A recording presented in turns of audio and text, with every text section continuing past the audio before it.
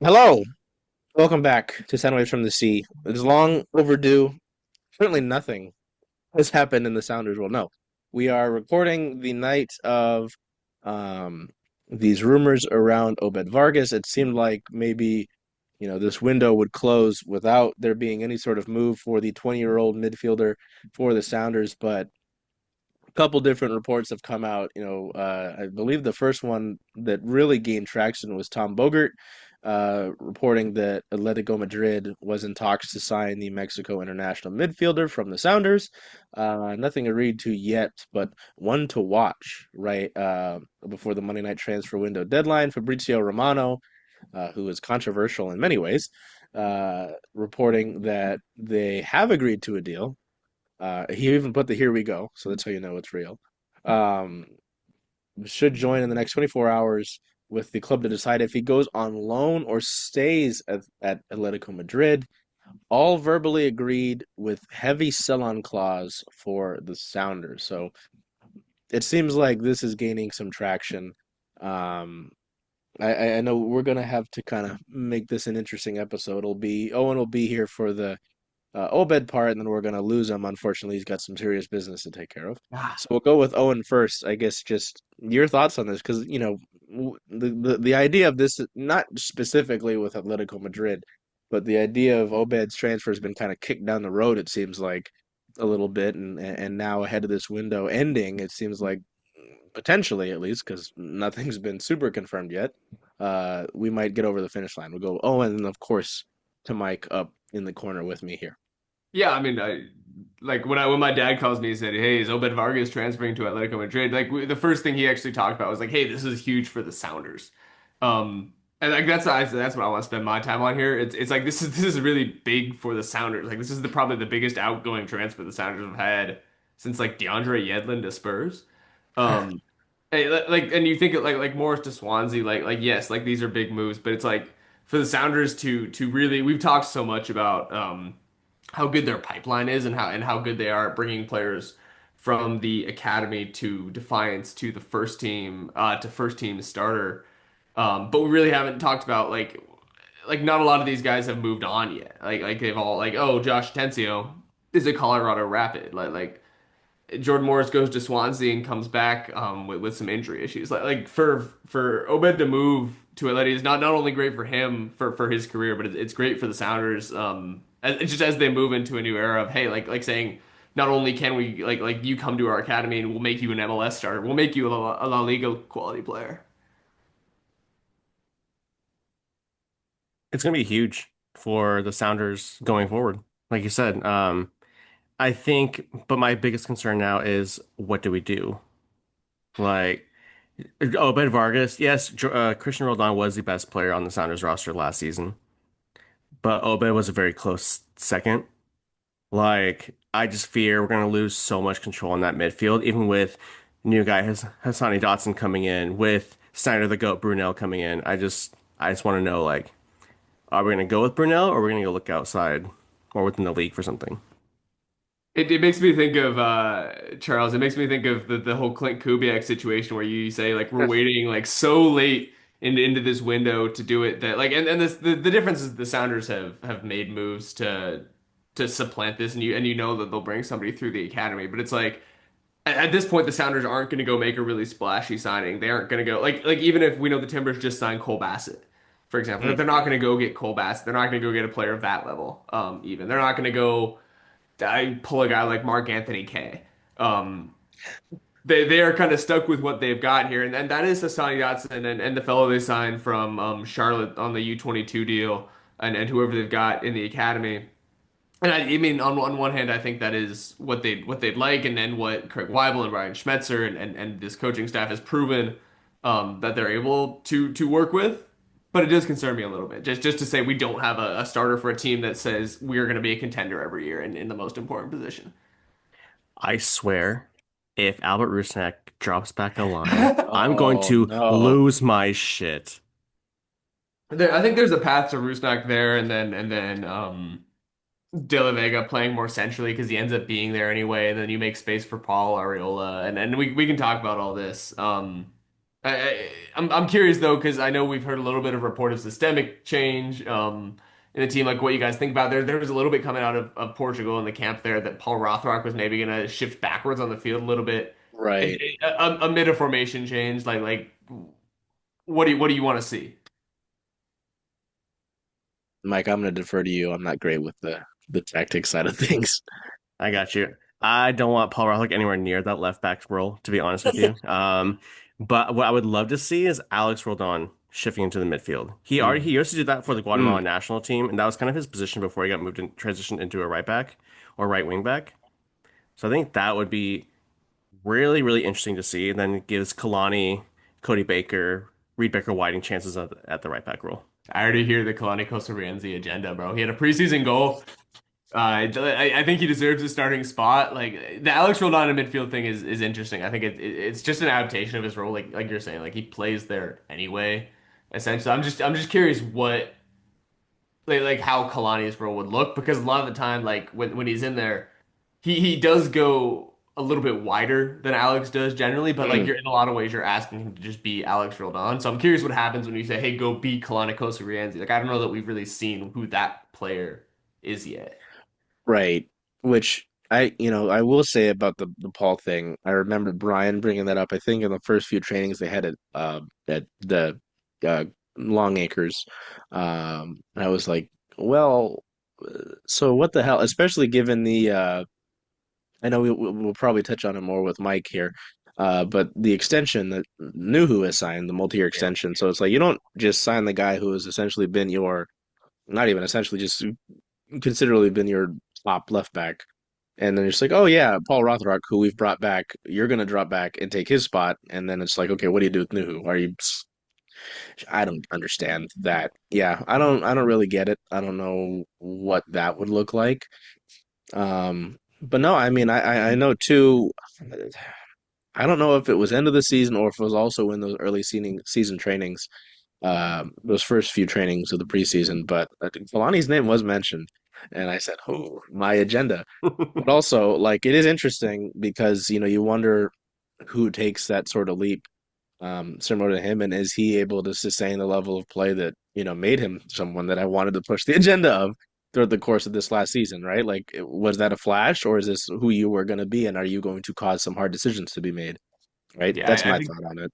yeah. Then the other part of this is like because part of the thing with Paul Rothrock moving back would be like, hey, he's probably like a left wing back, like in something that Right, looks just like, and it already looks like this a lot of time, but looks more like a 3-5-2.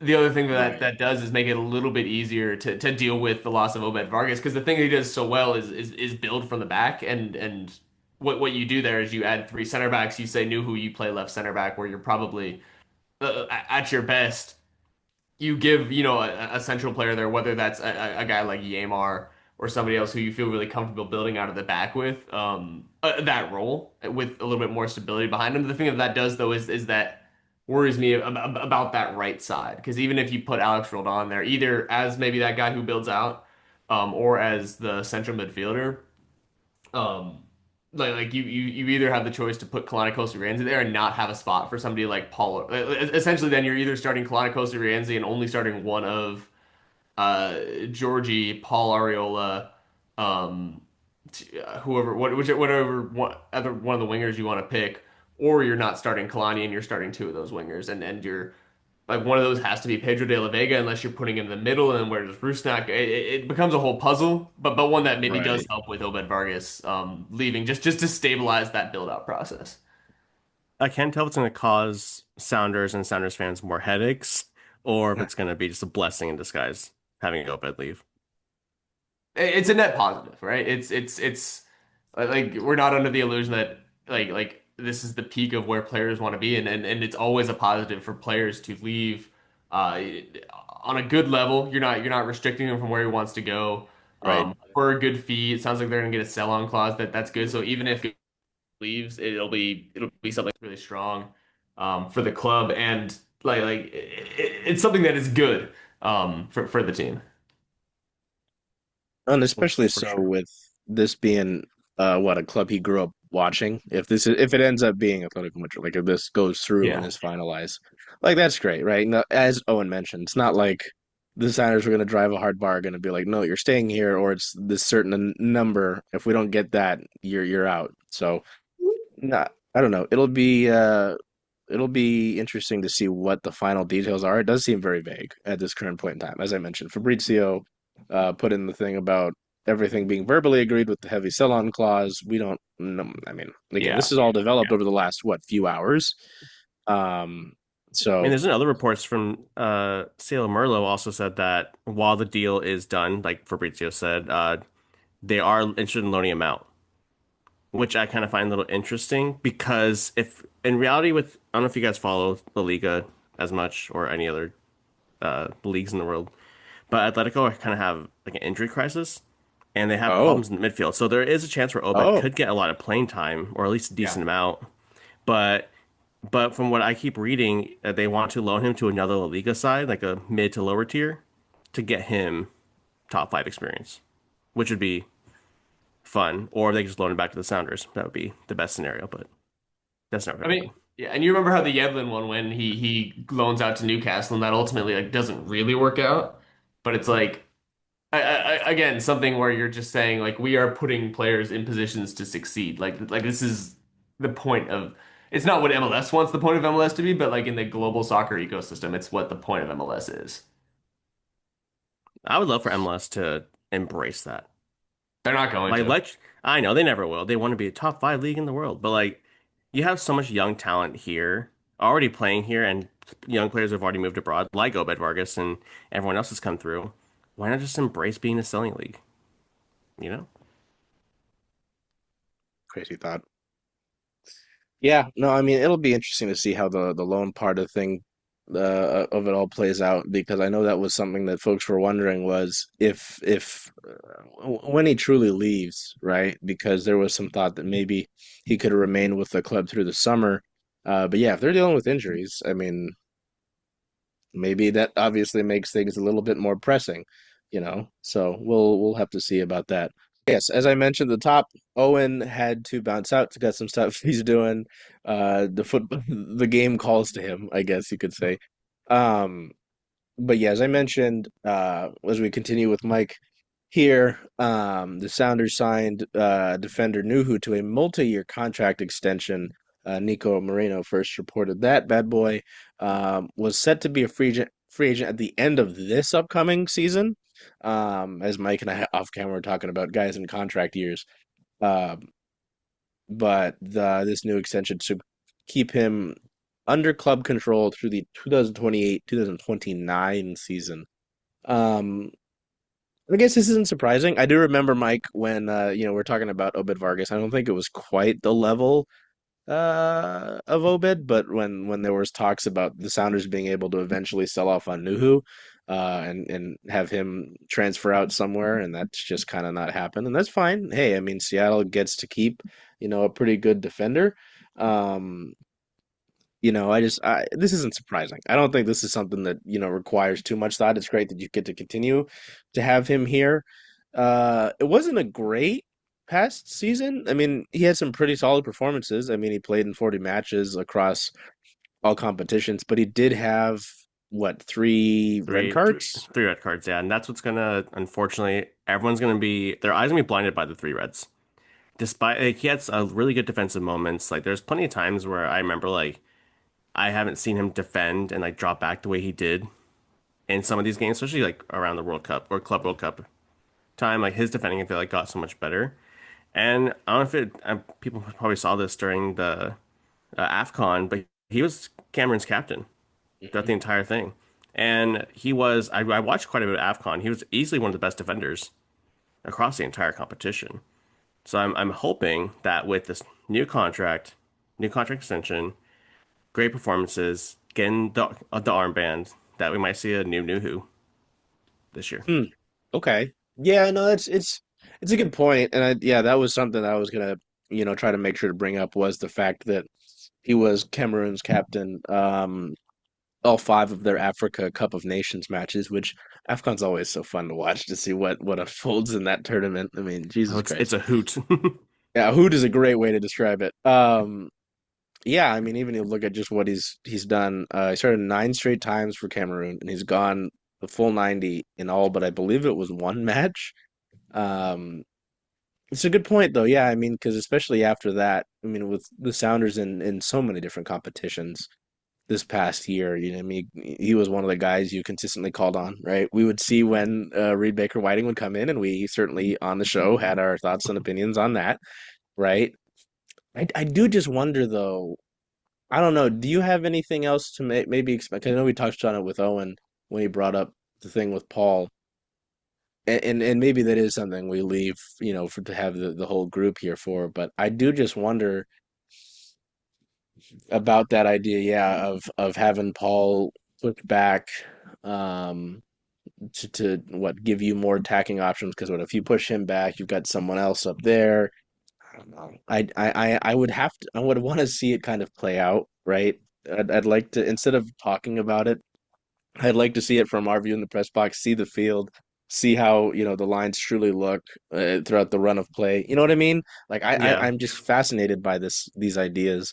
Because yeah, as it was mentioned, you know, you've got Paul Arriola coming back, and when he was healthy for this club, I mean, he looked great. I was really happy with the matches he was playing for Seattle after kind of being unsure how him and Jesus Ferreira would look. I don't know. Do you have any further thought on kind of I guess it would be the left wing back Conundrum. situation there. Yeah, the conundrum. Yeah, exactly. Obviously, we'll get deeper into this as like the next episode when we have all three of us, like you said. But I Right. think with Nuhu's performances and a three back with Cameroon, and I think with like I said with Paul Aurelia coming back, and with the Sounders when he was on the pitch, the Sounders were playing in that 3-4-2-1 fairly consistency before his injury. So I can see Paul Rothrock being like we all said a little bit earlier that Paul Rothrock will probably end up being a wingback more than anything else. I don't think he'll be competition for Nuhu, but I think Paul Rothrock will be more competition for Paul Arriola. Mm, interesting. Okay. That's Have the just my two thoughts, Pauls but go like at it.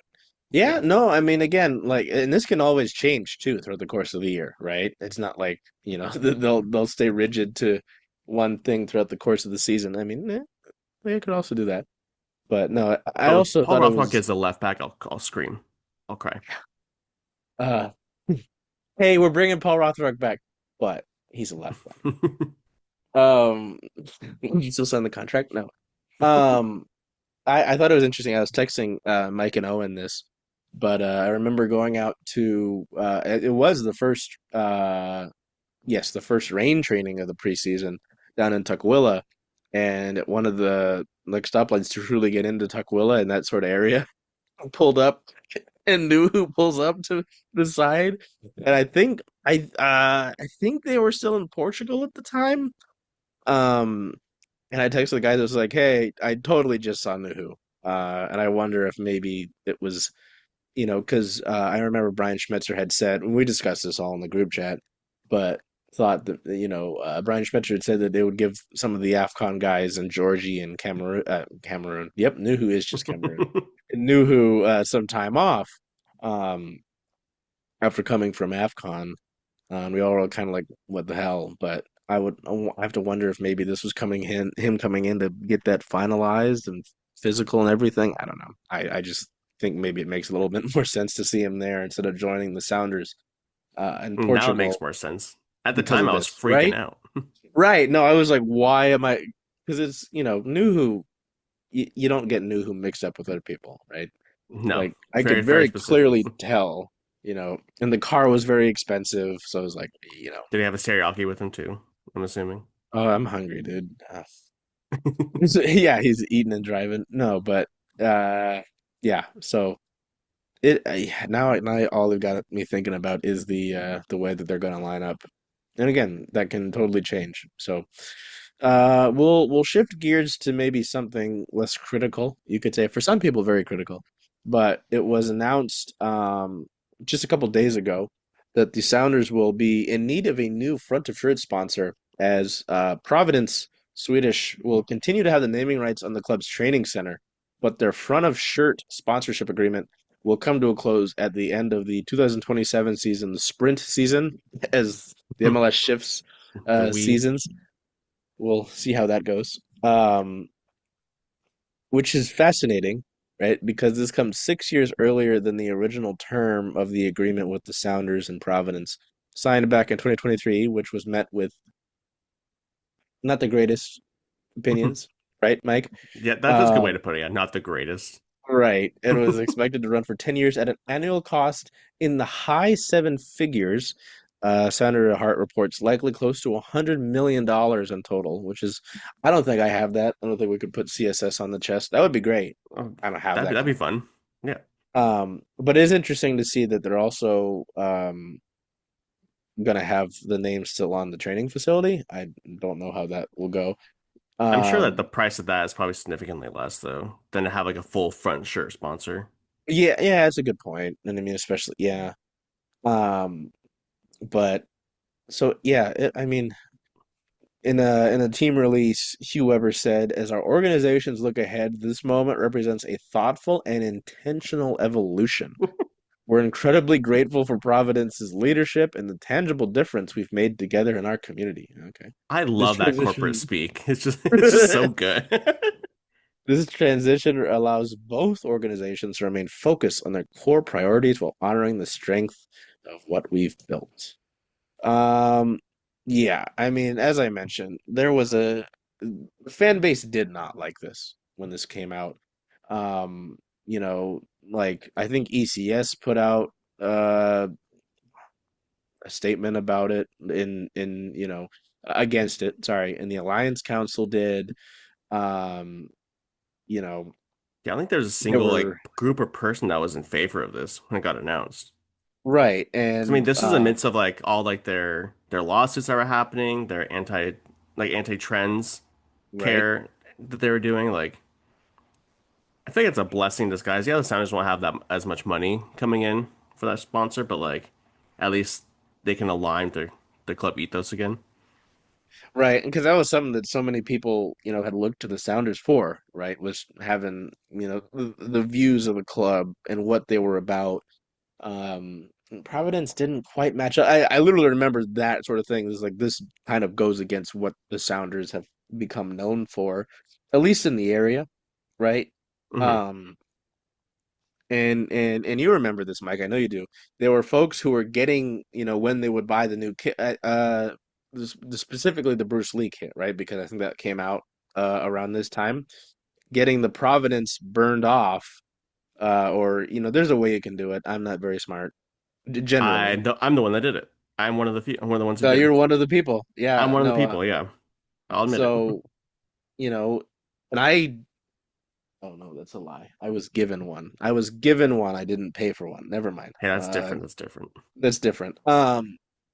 Yeah. So it's not surprising. I do think it's happened now, and I'm sure it does make sense. They weren't going to just do this like in the middle of the season. They're like, oh yeah, we're just going to drop it. I know Chelsea's still going without a shirt sponsor. It's kind of weird to me. I think they have to pay That a fine every season, if I remember right. I remember reading someone from the Athletic fascinating. posting. And they're still. Wait, I'm not going to deal with that club. They got the money Mm, thing. Yeah, we don't talk about Chelsea. It's fine. no. I know Um. that Providence. I'm sure this. I have a feeling. This gut feeling that this strategic partnership ending mm, is because on Providence's end, I think they're losing so much money. And I have a Oh, friend who works really? at Pro. Oh yeah, I have a friend that works at Providence, and they're closing and like shortening a lot of their staff, and a lot of like their general sports sponsorships. They're trying to divest from that because of how much Wow. money they're putting into it. Huh. Oh, yeah. What? There was a statement from Providence's CEO about 9 months ago that they sent to employees that they were getting out of the sports sponsorship business. Um, oh, well, they do have the Timbers Providence Park. Yeah, Providence That Park. Yeah. interesting. Okay. Yeah, yeah, yeah. Sorry, I'm putting the pieces together now. Um, yeah, no, it'll be interesting. I mean, I think at the end of the day, a lot of people were really happy about this when this news came out, right? When the press release came through. I do just this leaves it open. I'm sorry. I didn't say anything. Oh, sorry. I thought I'm losing my mind. Um, it leaves the question, right? And you can there are the fun guesses, and then there's like who would really kind of cough up this kind of money? Who comes in and takes over? Um, I was talking to a buddy the other day, and they said, "Oh, Xbox should get it again." I was like, I don't know if Xbox cares anymore. Um, I mean, it would be neat. I would be a lot happier to wear an Xbox across the chest again. And Give me especially, Costco. see, I would be okay with that. Yes. Kirkland Oh, brand merch. Oh my God. Can you imagine? I mean, that would, huh? Yeah, I don't know. Have you put any further thought into that? I haven't seen it if you have on Twitter at least, but I don't know. Do you have any shots in the dark or guesses about what company could step up? I would personally love if Dick's like drive-in. Right. I don't know if they make that much money, enough money to do something like that, but having Dick's drive-in would be fantastic. And like if Sounders win, you get like a free burger or a free shake. Oh, Like I would, I'm so I would hungry. stop that 2.5 hour drive. I'd stop on Federal Way just to get that on my way back home. But I think honestly, Costco is probably the best option because I think they align with like the Sounders identity, with like all the stuff like all the stuff with the government right now, and I think like their ethos Right. would blend really well together. Yeah. But knowing our luck as So, Sounders fans, it'd be Amazon. right. Well, it comes at an interesting time, and I hate to, cross-reference because I know, there are some folks who are specifically Sounders, and maybe they don't want to hear about the American Hand Egg team. But, there's the reports that the after the Super Bowl that the Seahawks will go up for sale. Um, which Oh, I don't know. This is fascinating to me, Mike, because when Paul Allen passed away, it was in his will that eventually the team would be sold. Like this isn't anything new.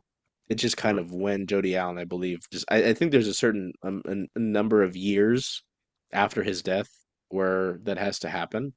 They're still trying to complete the sale of the Portland Trailblazers in the MNBA. Men play basketball. Did you know that? I didn't know I that. did not know that.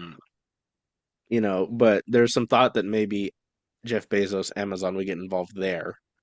Um, but I don't know. I mean, it's not like the Sounders are, they're not a small team. So, I don't All know. that is when you bring that up, it's interesting because like Seahawks are for sale, Sounders are looking for new investors. Sounders gonna have a Right. new sponsor in 2027. The their Sounders are looking to build a new stadium, leave Lumen Field. Like all Yeah. this is happening all at once. Right. Yeah. I don't know. My brain's trying to connect the dots, and I don't know. Interesting. Yeah. It just seems like we'll have a lot to talk about for the next few years in relation to things like that, right? I mean, um, yeah, it's a good point actually. Kind of zooming out on that. Well, I'm gonna try to avoid that thought because that scares me. And so here's my question for you. Would it be Costco on the front or would you like the Kirkland brand logo? Oh, Kirkland, 100%.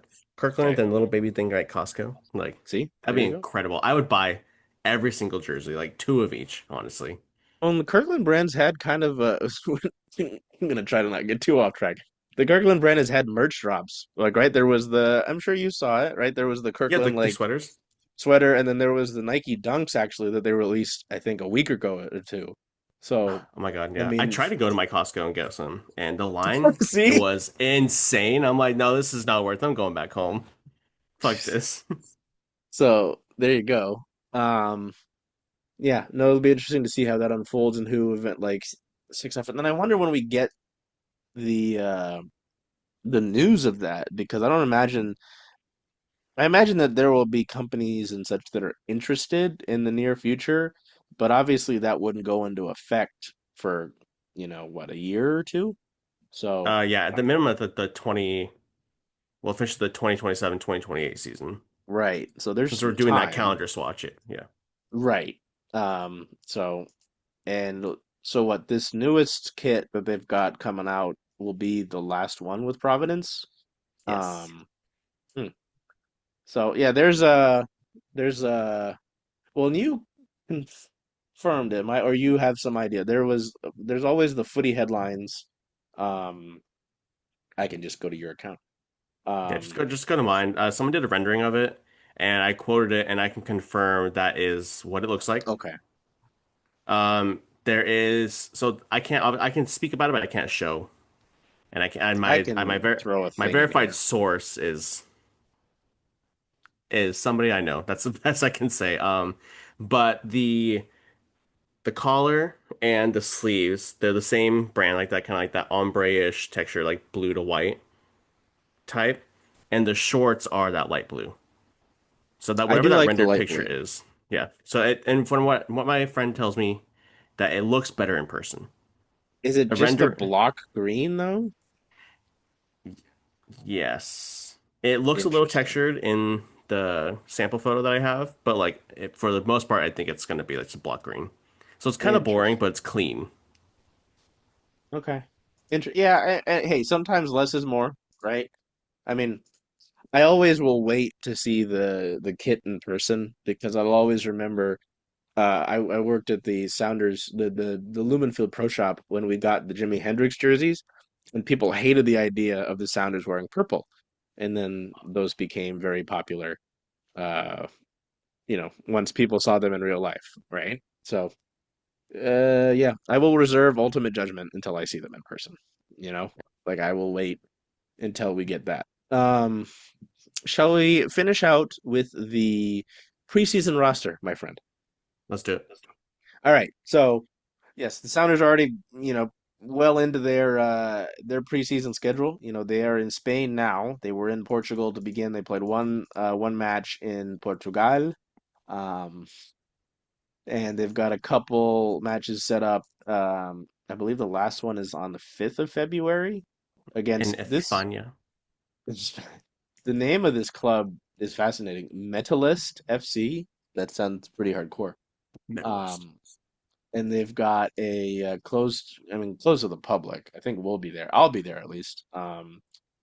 They always have the match against like the USL side, the USL Championship side. They've got February 15th against Louisville City FC at the Providence Swedish Performance Center and Clubhouse. It's Which always going to honestly be should fun be to a see. fun game to go see. Yeah, no, it always seems Because like Louisville's a good team, so was it Sacramento last year or a couple of years ago? And then they ended up meeting that club in the open. Oh, well, it must have been a couple of years ago because it was in the Open Cup, yeah. I think, right? So, because they weren't in it last year. Um, yeah, no, sorry. I remember stupid things. I don't remember a lot, but I remember stupid things. Yeah, I mean, the 29 player preseason roster came out. Um, there are five trialists. So go through the trialists. Two of them are Tacoma Defiance players, Antino Lopez and Peter Kingston. Peter Kingston, former University of Washington Husky. He's listed as a midfielder. He's played it forward a bit, at least when he was with Ballard FC. I know him from his Ballard FC days.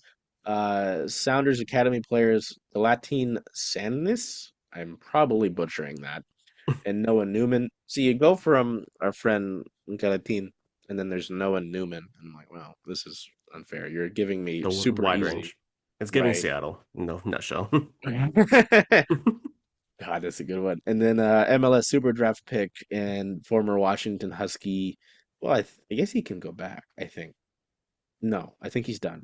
Joe Dale. Joe Dale also one a big key player for Ballard FC. I don't think anything super surprising here. It is just kind of cool to see some of these guys in here officially, like Max Anchor, right? One of the goalkeepers, Ryan Saylor.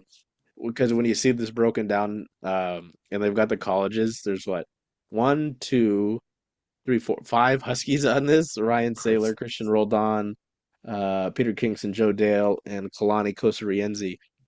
I don't think anything sticks out about this, Mike, at least to me, you Not really, know. no. The one that stood out, thing that stood out to me though was seeing Reed Becker Whiting listed as a midfielder, and I was so Right. hyped. Yes. But I know he's not going to be played in the midfield. But like my my doo-doo brain was like, oh my gosh, he's going to the midfield finally.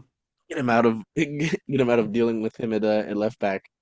Um, yeah, no, that's a good point. I don't think there's anything else that was. There might have been a few changes with this. No, I guess not. It will be interesting to me at least to see uh, the loan of Nikola Petkovic.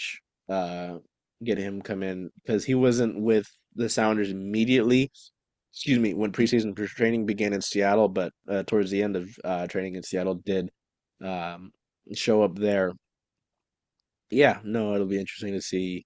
I guess we'll ask this because I know we'll go into it more in depth when we get Owen back, but and maybe it is the one that we've been talking about already, but is there like a position battle or like question mark with this roster or lineup that you are most intrigued to when they get back, right? Because obviously we're not seeing a ton that's Mhm. happening in Yeah. Spain right now. That you're looking forward to, like just to have answered or to watch throughout the course of the year. Like, what are you specifically looking forward to, just based off of the preseason roster? The forwards. Mm, So yeah, obviously I was praising Danny Musovsky all last season. And obviously dumping on Jordan Morris as I do. But he's still our DP. So the between the and then Jesus Ferrer was also listed as a forward still, as opposed to being like in the midfield, like he played all season. right. So it's gonna be interesting to see how that lines up, or how like, they do like a two striker formation, or if they're just gonna like do a hell of a lot more rotation. And also to go back to the very beginning of the episode, the midfield. I just wanted to see who's gonna partner with Christian Roldan, because Pekovic is not necessarily a six. He's more of like an 8/10. Like likes to play higher up the line as opposed to Obed did.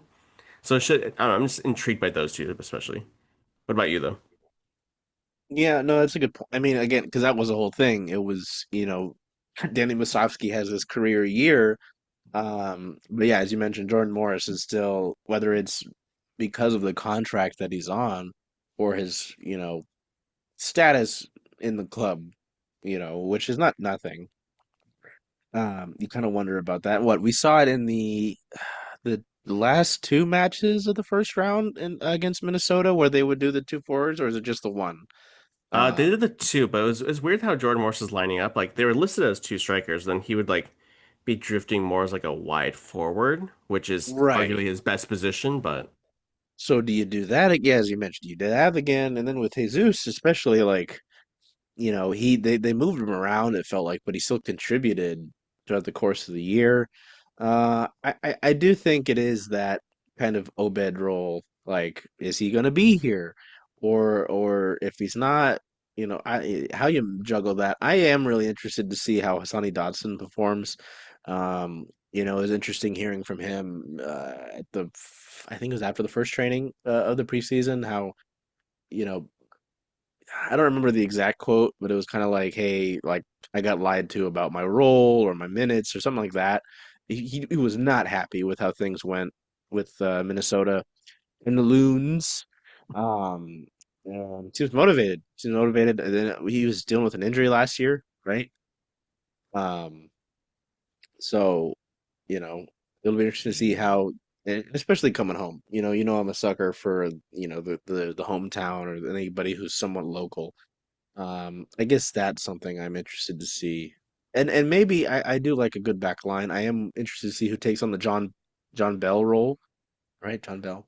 Um, baby boy Stu, my baby boy Stu. right. Because I mean Kim Ki is back, but he is older. When he was forced into action, he was very He looked solid. good.